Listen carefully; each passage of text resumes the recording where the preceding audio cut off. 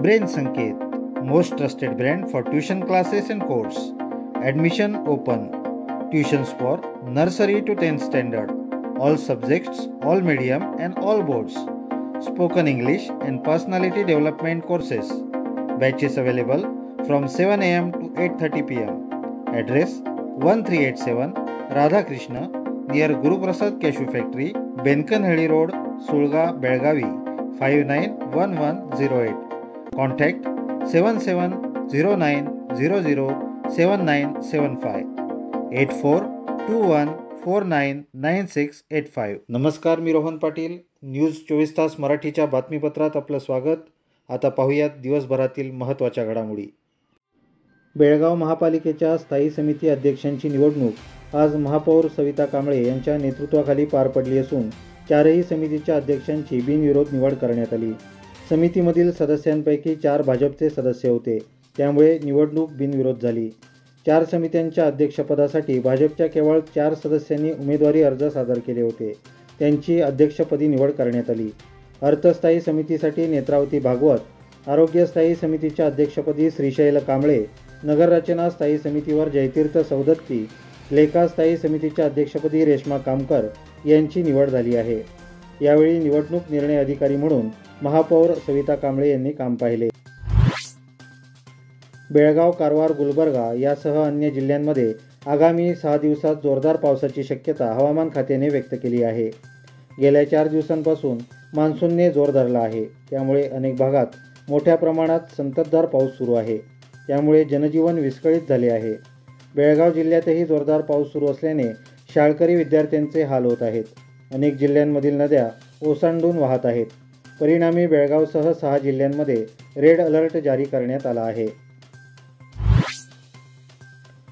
बेळगाव शहरात वाढत्या डेंग्यू साथीच्या पार्श्वभूमीवर खासदार जगदीश शेट्टर यांनी बिम्स रुग्णालयात जाऊन डेंग्यूग्रस्त रुग्णांची भेट घेतली आणि त्यांच्या प्रकृतीची विचारपूस केली. त्याचप्रमाणे डॉक्टरांकडून रुग्णांबद्दल माहिती घेतली. दररोज किती तापाचे रुग्ण येतात, त्यांना तुम्ही औषध कसे देत आहात अशी विचारणा केली. त्यानंतर बिम्स रुग्णालयाच्या डॉक्टरांची बैठक घेऊन त्यांनी बिम्स रुग्णालयातील डॉक्टरांकडून डेंग्यूच्या रुग्णांची माहिती घेतली. यावेळी त्यांच्यासमवेत बेळगाव ग्रामीण भाजपचे जिल्हाध्यक्ष सुभाष पाटील, माजी आमदार संजय पाटील, गीता सुतार, मुरुगेंद्र गौडा पाटील, अशोक शेट्टी, जिल्हा आरोग्य अधिकारी महेश कोणी आदी उपस्थित होते. पुणे बेंगळूर महामार्गावरील संकेश्वर बेळगाव दरम्यान असलेल्या हिडकल जलाशयातील ऐतिहासिक विठ्ठलदेव मंदिर पाण्याखाली गेले आहे. गेल्या 2 महिन्यांपूर्वी हिडकल जलाशयातील पाणी पातळी कमी झाल्यामुळे कित्येक वर्षांनंतर लाखो भाविकांनी विठ्ठल रखुमाईचे दर्शन घेतले होते. मात्र गेल्या 4 दिवसांपासून पडत असलेल्या मुसळधार पावसामुळे जलाशयाच्या पाणी पातळीत वाढ झाल्याने मंदिर पाण्याखाली गेले असून फक्त कळसाचे दर्शन होत आहे. बेळगाव उत्तर भाजपच्या वतीने नुकताच अणसुरकर गल्ली येथे छत्रेवाड्यात खासदार जगदीश शेट्टर यांचा सत्कार कार्यक्रम पार पडला. या कार्यक्रमाचे उद्घाटन झाल्यानंतर भाजप नेत्यांच्या हस्ते खासदार जगदीश शेट्टर यांचा सत्कार करण्यात आला.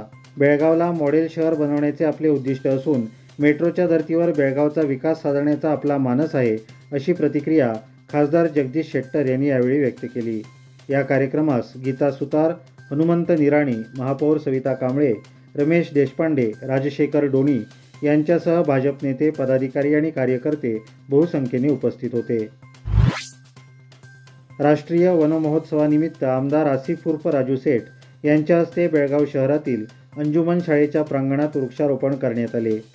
झाडे जगवणे आणि त्यांचे संगोपन करणे हे देशातील प्रत्येक नागरिकाचे कर्तव्य आहे, अशी प्रतिक्रिया उत्तर विधानसभा मतदारसंघाचे आमदार आसिफ उर्फ राजू सेठ यांनी यावेळी व्यक्त केली. केवळ वनविभागानेच नाही तर प्रत्येकाने आपल्या घरात एक झाड लावून समृद्ध हरित राष्ट्र बनवायला हवे, असे मत त्यांनी यावेळी व्यक्त केले. बेळगाव कणबर्गी येथील डॉक्टर बाबासाहेब आंबेडकर सेवा संस्थेतर्फे डेंग्यू प्रतिबंध लस वितरित करण्याचे अभियान राबवण्यात आले.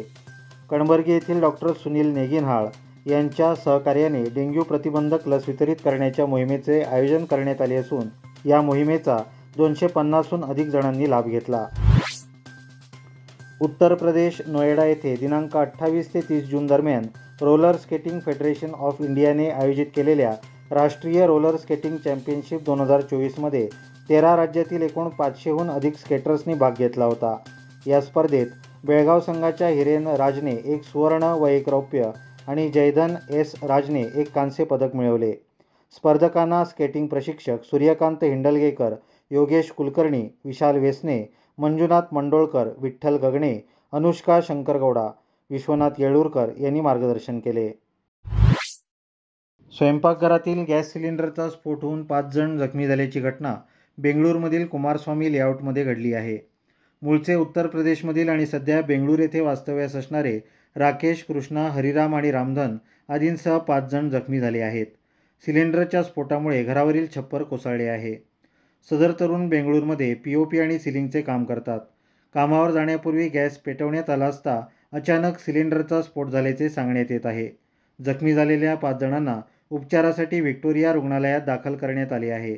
दरम्यान कुमारस्वामी लेआउट पोलिसांनी घटनास्थळी भेट देऊन पंचनामा केला. दुभाजकाला कार धडकल्याने झालेल्या अपघातात दोघांचा जागीच मृत्यू झाला असून विजयपूरमधील बसवनबागेवाडी मार्गावर ही घटना घडली. मल्लू डोलगोंड वय 32 आणि परशू मिंजिगी वय 26 या दोघांचा जागीच मृत्यू झाला असून एकाची प्रकृती चिंताजनक आहे. विजयपूर जिल्ह्याच्या बसवनबागेवाडी इंगळेश्वर मार्गावर स्विफ्ट कारची दुभाजकाला धडक बसल्याने हा अपघात झाला. यावेळी कारमधून 5 जण प्रवास करत होते. जखमींवर विजयपूरमधील खासगी रुग्णालयात उपचार सुरू असून या घटनेची नोंद बसवनबागेवाडी पोलीस स्थानकात करण्यात आली आहे. गोव्यात मुसळधार पावसामुळे जनजीवन विस्कळीत झाले असून पावसाने कहर केला आहे. सत्तरी तालुक्यातील पाली येथील शिवलिंग धबधब्यावर फिरण्यासाठी गेलेल्या 100 ते 150 पर्यटकांना वाचवण्यात स्थानिक नागरिकांना यश आले आहे. रविवारी सकाळपासून पावसाने आक्रमक रूप धारण केले होते. दुपारी 12 पर्यंत मोठ्या प्रमाणात पाऊस सुरू होता. रविवार असल्यामुळे धबधब्यावर पर्यटनासाठी व मौजमजेसाठी आलेल्या पर्यटक व स्थानिक लोकांनी गर्दी केली होती. हे पर्यटक नदी ओलांडून धबधब्यावर गेले होते. मात्र अचानक नदीचे पाणी वाढल्यामुळे नदीचा प्रवाह गतीने वाढू लागला.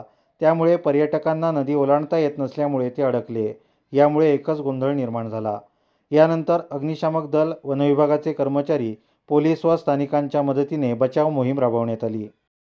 याचबरोबर आजचे बातमीपत्र इथेच संपले. अधिक माहिती आणि ताज्या घडामोडींसाठी न्यूज 24 तास मराठी यूट्यूब चॅनलला सबस्क्राईब करा. व्हिडिओला लाईक आणि शेअर करा. तसेच न्यूज 24 तास मराठीचे फेसबुक पेज फॉलो आणि लाईक करायला विसरू नका. धन्यवाद.